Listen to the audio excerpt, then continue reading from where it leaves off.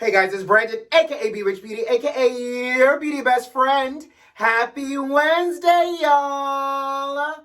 TREY SONGZ is catching heat for a recent concert he had. Mario Lopez has a new movie, and there just may be a versus battle in our future for SWV and XSCAPE. You know what to do. Grab your tea, grab your beverage. Let go.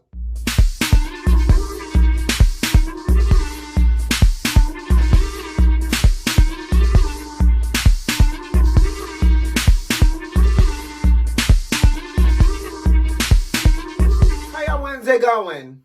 It's hump day. Let's jump right into it. We have so much to talk about and more. TREY SONGZ performed in Columbus, Ohio over the weekend at a club called Aftermath. Well, it's now trending and coming out online that not only did he do a concert in Columbus, Ohio, but he did a concert with over 500 people, and it was indoors. Baby, TREY SONGZ is not caring about a super spreader event or Rona or anything. So word on the street of the Kiki and the Gaga honey and the receipts, because you know I got receipts, beauty besties, it's going to be posted. Now, they're saying, one, people were there without wearing a mask, including the people that worked for the venue. Two, people were sharing drinks. First of all, it's a whole pandemic. Unless I am sleeping with you at night and you are my whole partner, who's sharing drinks in this pandemic of 2020? I don't know, but that sounds nasty. So folks were sharing drinks, folks were shoulder to shoulder without masks on, and baby, again, indoor concert. Obviously, this is a real situation because we're in a whole pandemic, but I can't help but think because TREY SONGZ tested positive for the Rona a couple months ago, he is relying on those antibodies and said, bump y'all, I'm about to be out in this club giving y'all a concert. TREY, I'm all for spreading holiday cheer. I just don't like the Rona cheer, okay? And the fact that these people congregated indoors for a whole concert. And you know what's really funny, beauty besties? The internet is going crazy. People out here wilding out, talking about y'all really not caring about being in a pandemic, and y'all went to see a whole singer who got eclipsed by Nicki Minaj on his own song. Ooh. I'm telling you, listen, if there's never been a bigger MVP in life, it's going to always be the internet, okay? People out here talking about y'all are risking COVID to see TREY SONGZ. What did TREY SONGZ do for y'all to make y'all want to be in this club to see him? I don't know. Maybe TREY was like, buy a ticket, get free 30 days on my OnlyFans account. Who knows? But I am inclined to kind of side with the internet. Don't get me wrong. I know we want normalcy again. We want to feel like we could do things like we were doing back in the day. But at the end of the day, y'all, 500 people inside without masks, and it's only a TREY SONGZ concert. It wasn't like it was a B2K type of concert reunion. It wasn't like I was about to go see Luther Vandross, but it was literally just Trigger TREY. I don't know if I can get out my house to go to a concert for just Trigger TREY in the midst of a pandemic. Listen, my personal feelings, no offense to the folks that love Trigger TREY, but baby, God protects babies and fools, and this baby and this fool is not going to nobody's indoor 500-person club to see no Trigger TREY. So, now, here's the versus battle that I'm actually excited about. Word on the street and the rumble in the jungle is that XSCAPE and SWV are in talks for a versus battle.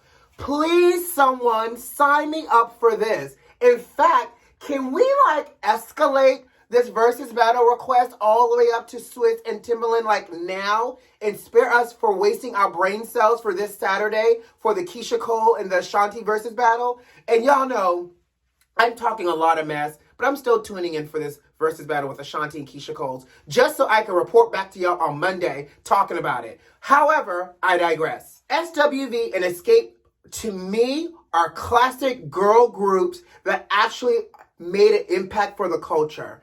And I am here for a versus battle with XSCAPE. Listen, all I need is some understanding because sometimes I get weak in the knees. So run me my XSCAPE and SWV battle. Now, here's the thing.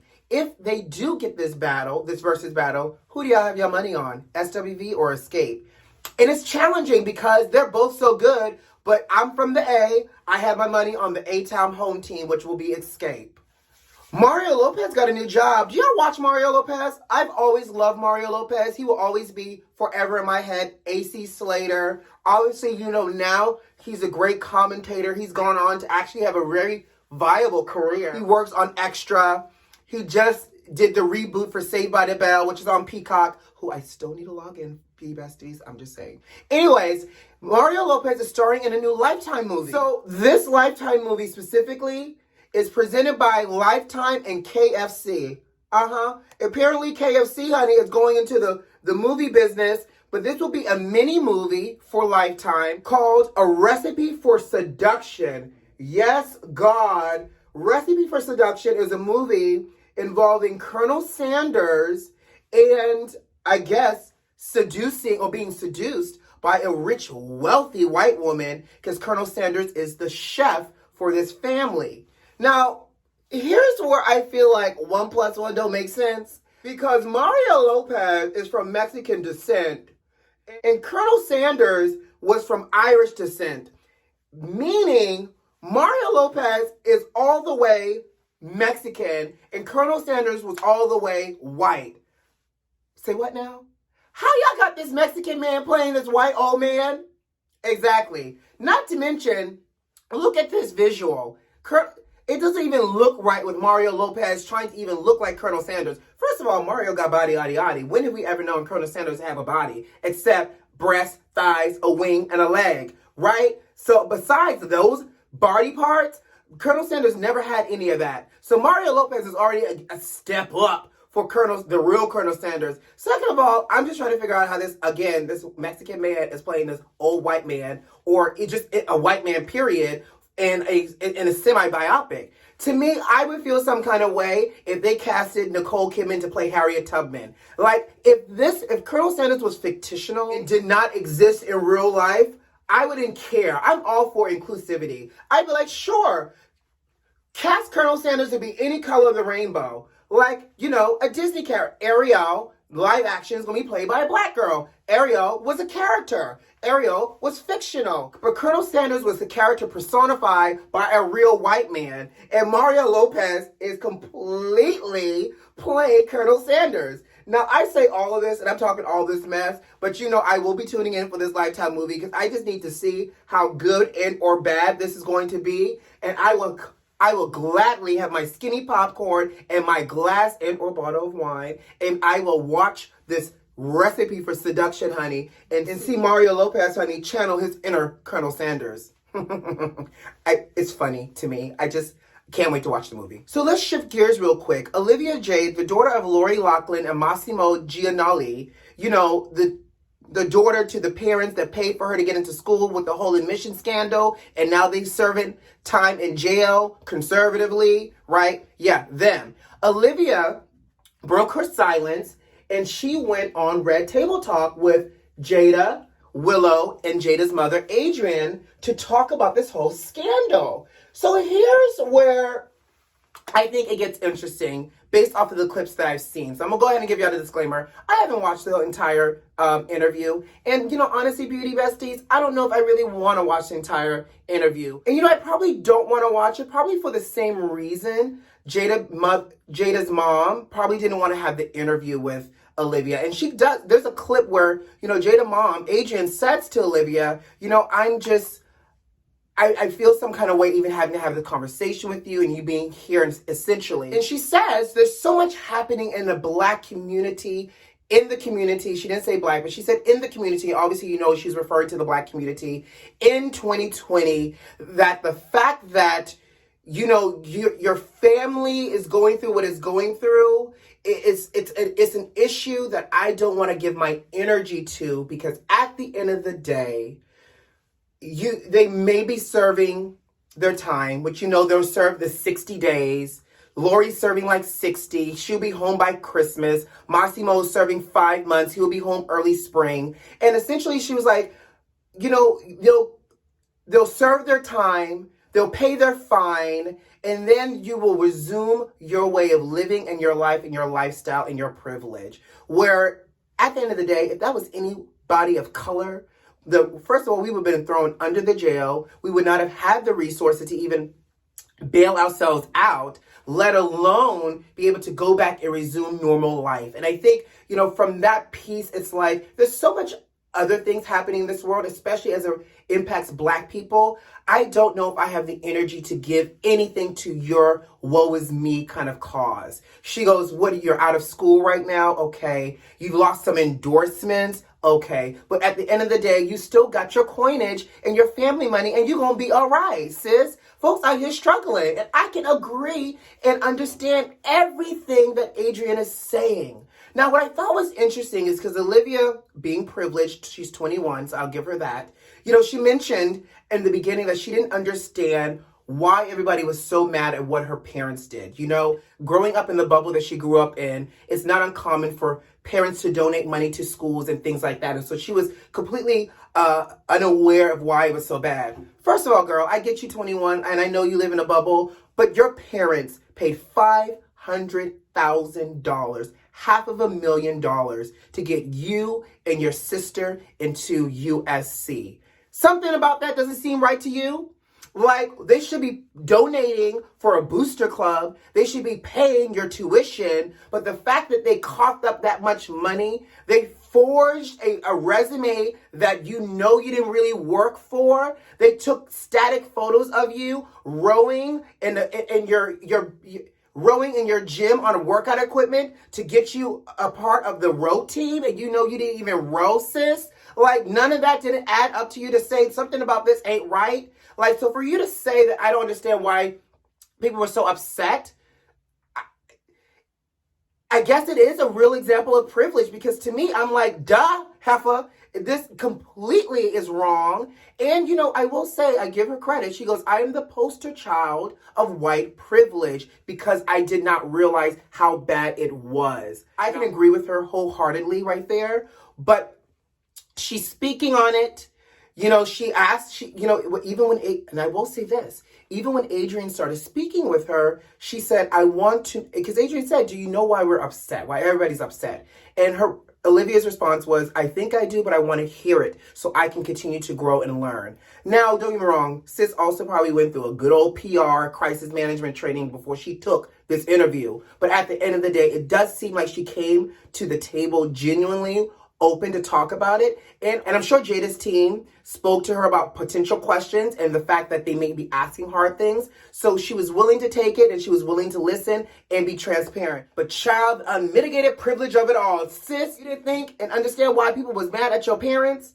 Okay. Well, boxing fans, I predicted this. I said after Tyson did this, I wouldn't be surprised if Tyson tried to do another fight with Evander Holyfield. Well, Evander Holyfield has announced that he and Tyson are working on an exhibition for 2021.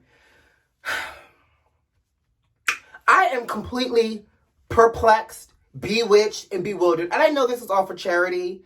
And I realize that with an exhibition, no one is really it's not the same in terms of winners. I don't know. I don't speak boxing. But what I do know for sure is that Holyfield is 58. Tyson is 54.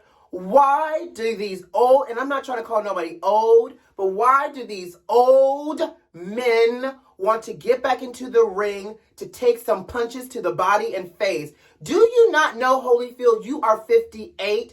Blows to the head does not register the same. As we get older, our recovery takes longer. So I'm not trying to watch this fight and see both of y'all end up in the hospital because somebody took a blow really hard to the head. I don't understand why they want to do it. Is it because of the coinage? Are you that hard up for money? Do you need to send somebody's child to school? You got some illegitimate children rolling around and it's now, now you got bills to pay. I'm just trying to figure out, why Holyfield, 58, almost damn near 60, wants to fight Mike Tyson. Now, don't get me wrong. This has the potential to be a great fight, especially if y'all hire good old Snoop Dogg again to come and add this commentary, honey, because that's what made the last fight good. Not that we saw Roy Jones, penguin walking around the doggone boxing ring, and Mike holding on to dear life, high as hell, trying to box and fight. but it was the commentary and the fighting that made it enjoyable. So Holyfield, if you're going to get back in this ring, make sure, 1, you don't headbutt Mike, and 2, Mike, make sure you eat a snack before you fight Holyfield, okay? So Hawaii, the beautiful islands of Hawaii are trying to get people back on the island. So, Hawaii is a tourist destination, and with the pandemic, tourism has completely declined, which has impacted the economy. In an effort to jumpstart the economy, Hawaii is partnering with this app called Movers and Shakers to try to generate traffic back to the island. So much so that Hawaii is offering free round-trip flights for you to come and live and work remotely in Honolulu. Beauty besties, who's going to Hawaii? Now, not only are they paying for round-trip flights, word on the street is they will also be providing perks such as dining discounts and accommodation discounts as well. Now, the catch is the app Mover and Shakers will only be opening this program up for 50 people, and it will then turn into a rolling basis as well. Now, you just can't just show up, right? So once you get accepted, there are a few things you have to do. 1, you have to commit to community service. And 2, you have to share your professional network and your professional services with the organization as well, because they're trying to build an organization of business professionals. Now, here's the thing. I'm all for a free trip to Hawaii, and the minimum requirements, you have to be there and you have to live there for at least 30 days. How many of us are all working from home still? We could easily pick up and go to Hawaii if we get chosen into the program. Now, my only concern is I am not trying to take no 6-hour flight from, and actually a little bit longer than that, from Miami to Hawaii, because I have a feeling that these free round trip flights that they're giving y'all is basic economy, honey. I can't choose my seat. I can't get a carry-on, which means I'm going to be back in the back by the bathrooms without being able to recline, and I don't have no overhead space for my carry-on. I don't know. I'm like, can y'all just run me the money and let me book my own flight? But how many of you guys would really be interested in working and living in Hawaii for 30 days, especially on the island of Honolulu? Before I get out of here, condolences goes out to the family of actress Natalie Desselle. My Lord, 2020 keeps on being 2020. The actress who is well known for the movies such as Baps and Two Can Play That Game, and also the sitcom with Eve called Eve, she passed away due to colon cancer. And prayers, love, light, and everything that feels good to her family and those that are grieving her passing. So you got to appreciate life while we can, because we only truly have one life to live, right? All right, guys, I got to go. You know what to do. Subscribe to the channel if you like this video if you like, and leave me a comment. Most importantly, are those notifications turned on? I hope so. Who loves you? I do. See you Friday. Bye.